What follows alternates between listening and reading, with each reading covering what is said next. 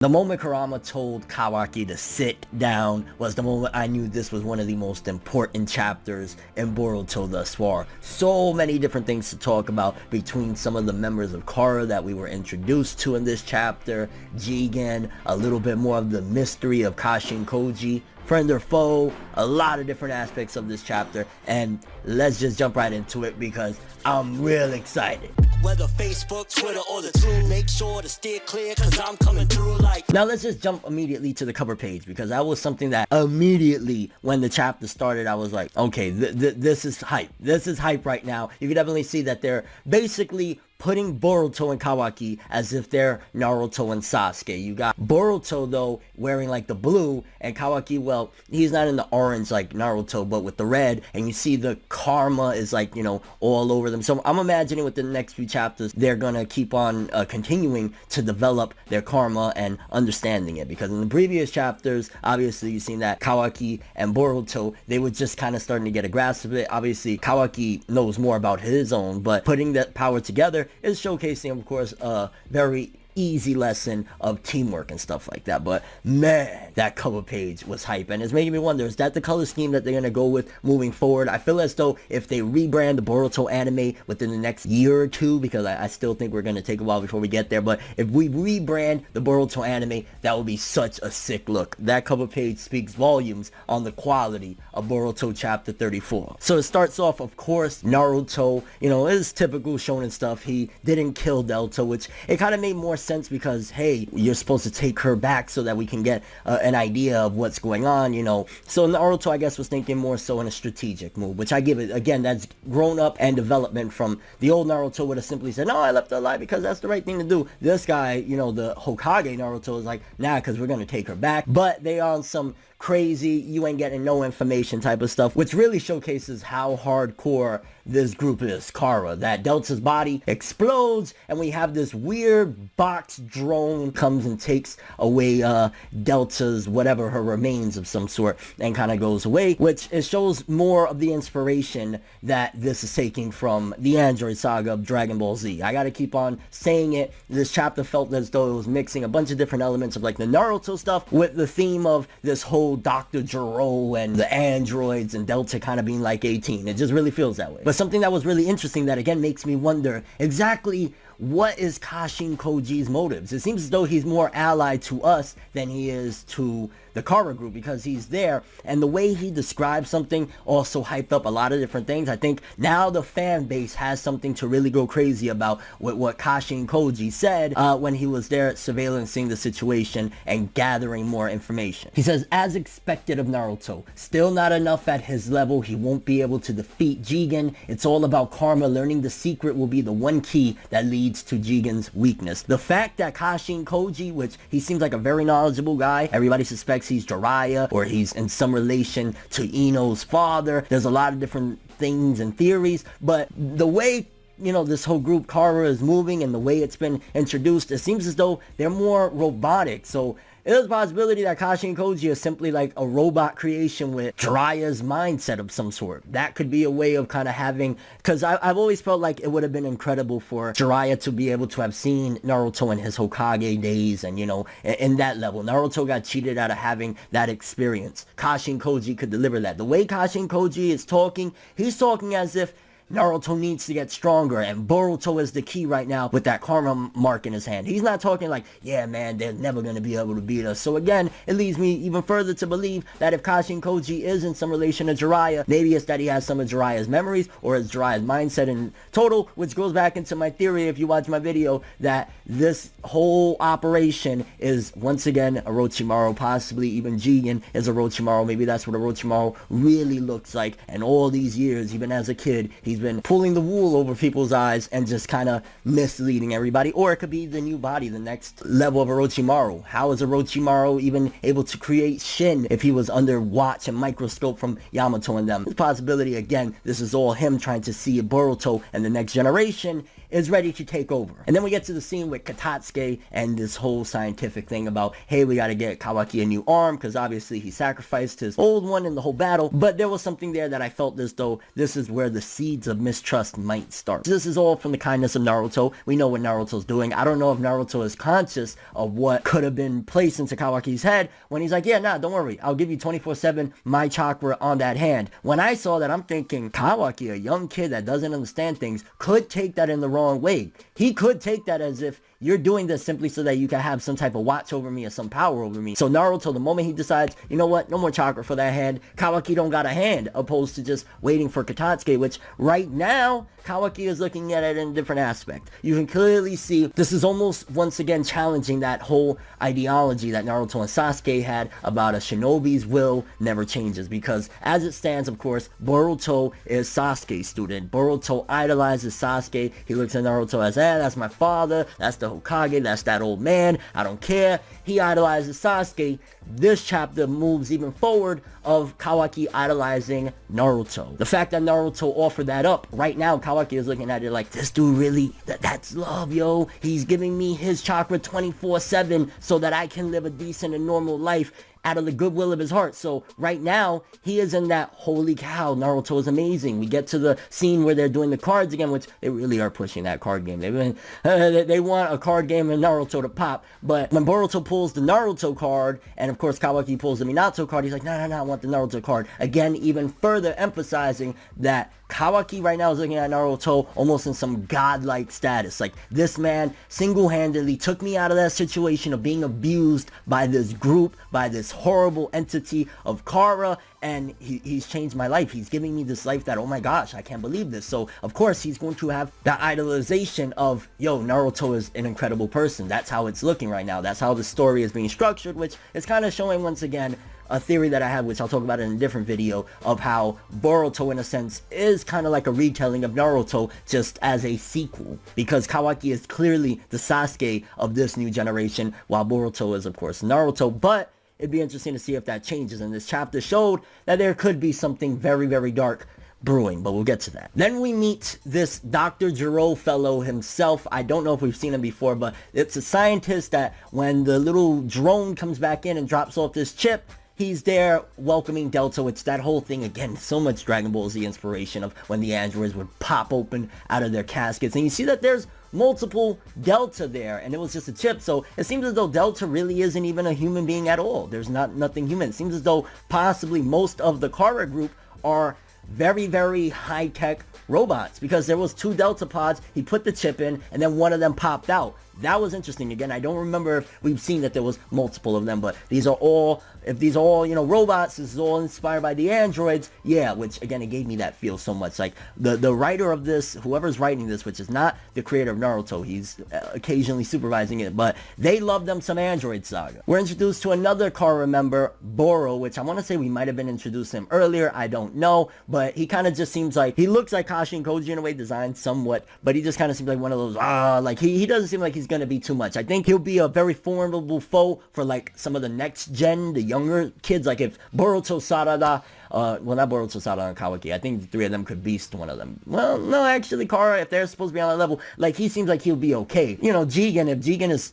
over Naruto and Naruto has all of that, they're going to be, you know, something regardless. And of course, another member, Code, very sick design. I'm very interested to see what all this, because their names are playing into what they are. So I'm imagining Code is going to have something to do with his powers, and Boro likewise. I don't know what Boro means, but there's going to be something very interesting with all of them, and I can't wait to see who's going to face them, because is it going to be like classic Naruto when like we have big fights or 1v1s? Well, it's not going to be 1v1. Like, are we going to have some of the next gen approaching each of these, or are we going to constantly need the old gen? I ain't gonna lie, I wouldn't be mad at it if we had like Sakura with 2 of the new gen, Sasuke with 2 of the new gen. Something like that would be very, very fire. It'd give it opportunity to see the old cast as well as the new cast still being involved and kind of, you know, meshing things well to get a good fight. Because if Kara is on this level that Naruto kind of had a good, you know, work with Delta, and Jigen's way stronger, they said Jigen's stronger than Naruto. Well, Kashin Koji said this is going to be a problem. And then there's where I'm starting to really wonder, there's just so much about Kara.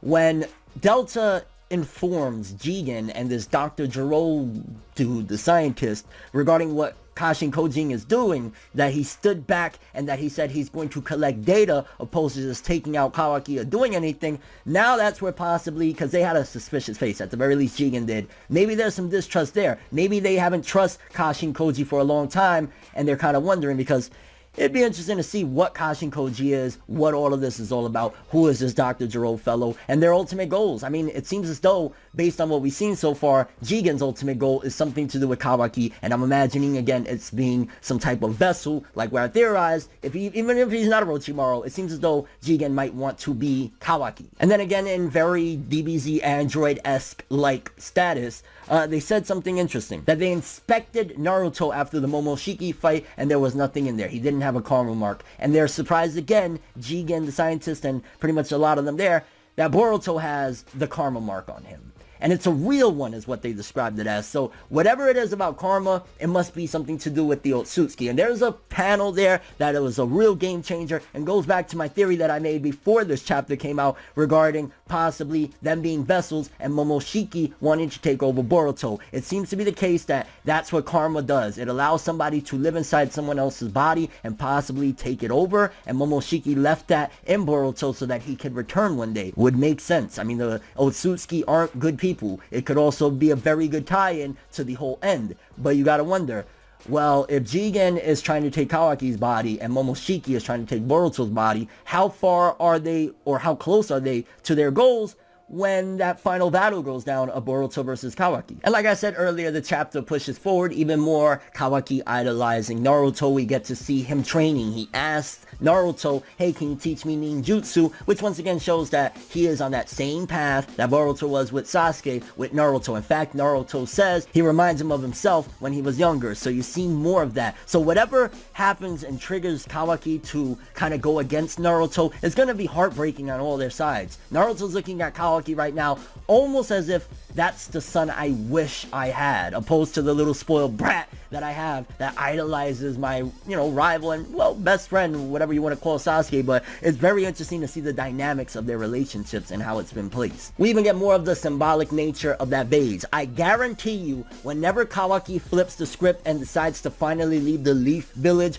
a la Sasuke leaving to go to Orochimaru, Kawaki leaving to go back to Kara, that vase is going to get broken because it will be symbolic of the relationships. I think that vase is very important to the message of everything that we got right now.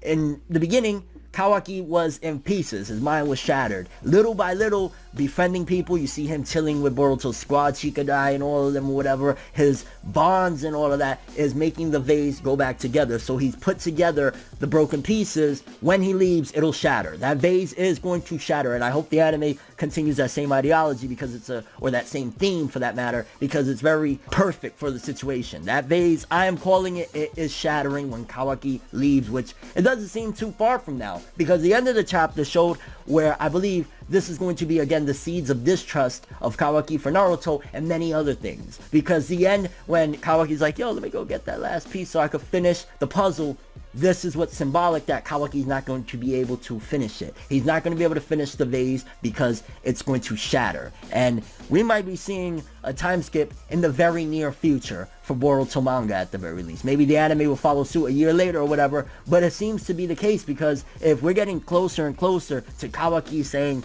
yo, I'm done, I'm out of here, that's leading closer and closer to what we got, that prelude in the very beginning of the series. And I ain't gonna lie, I was just fanboying like a madman when I saw Kurama say, sit down, don't go wandering off while Naruto's asleep. That's, again, going to be very interesting. Kawaki is not going to enjoy that because Kurama, which, shout out to the writer finally introducing him again into the story. We rarely get any of the, Biju in this series. Like, when's the last time we got any of the Tail Beasts? When? You know what I'm saying? So we don't really get much. So when we see them, it's interesting. And then, of course, Kurama. If Kawaki idolizes Naruto for being this pure person and Kurama is a very vicious looking fox, it might make Kawaki think, yo, he's not doing this for my benefit, it's for his. He has this hand with this chakra so that he could shut me down whenever he wants, keep tabs on me. Because I think that that's where Kurama is kind of being able to do that. But also it's going to make Kawaki think, I'm under surveillance 24/7. The Hokage don't care about me. He's just lying. Maybe that's what's going to be the straw that breaks the camel's back. Honestly, I think it's a little silly. There has to be a little bit more in order for this whole thing to make sense, the falling apart, so to speak, of Kawaki trying to be complete. Because is it just going to be his paranoia that's going to make him say screw everything despite him sacrificing a hand? It has to be a little bit more when maybe Naruto admits, no, yeah, I ain't gonna lie, yeah, I did keep that slightly so I could keep an eye on you. But also Naruto has to say, but yo, I do got love for you, bro. Like, you're like a son to me. So whenever Kawaki does it, if Kawaki kills Naruto, it's going to shatter everyone's minds because it's going to be heartbreaking. At the very least, if he attacks Naruto behind and causes Naruto to get seriously injured, everyone's going to really hate Kawaki. If Naruto and Naruto Shippuden was really about the Jinchuriki and the tail beast being inside of, you know, the host and whatnot, this is about the vessels. It seems as though Momoshiki again is attempting to take Boruto and Jigen is attempting to take Kawaki. We don't know how it's going to play out with the final battle, but I consider this was probably one of the most, if not the most important chapter of Boruto at the very least this year, because it gave us a lot of context on the future, foreshadowing just so many different things and a lot of mind-blowing questions coming out. Because wow, I guess for starters, I want to ask, what do you guys think regarding this whole situation? Do you think that that final fight is going to be possibly Momoshiki taking over Boruto's mind? What is it that's going to make Kawaki say the age of shinobi is over when in this chapter 34 he is saying like, yo, this is the greatest thing he wants to learn? Something real traumatic has to happen to break everything. Is it going to be Kurama showing up and telling him to sit down? Him feeling like, yo, I'm under surveillance, this isn't love?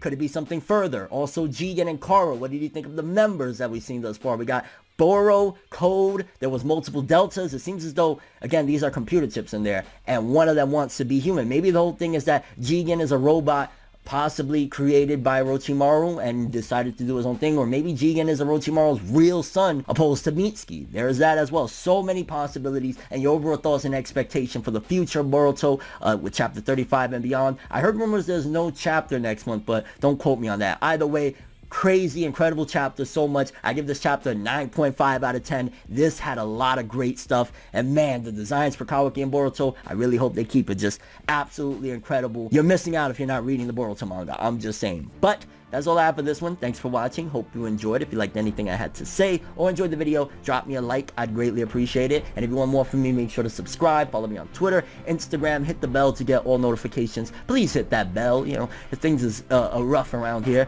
And if you want more from me, of course, links in the description below. I'm ForneverWorld, and as always, people, have an awesome day. And remember the golden rule. Anime and manga for life, boy. Bow.